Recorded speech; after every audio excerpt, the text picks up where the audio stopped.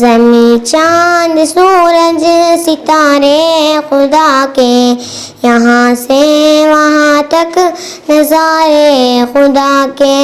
خدا آسماں پر سجاتا ہے بادل، ہوئے جن سے سرسبز کھیت اور جنگل، وہیں بھیجتا ہے ہواؤں کے جھونکے، کبھی گرم گرم اور کبھی ٹھنڈے ٹھنڈے۔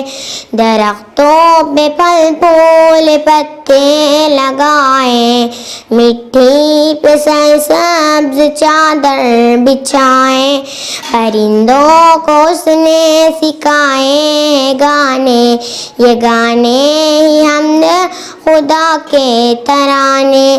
اسی کے اشارے پہ دن رات چلتی، یہ سورج یہ چاند اور تارے نکلتے، اسی نے دیے ہم کو ماں باپ پیارے، یہ ماں باپ پیارے ہمارے سہارے۔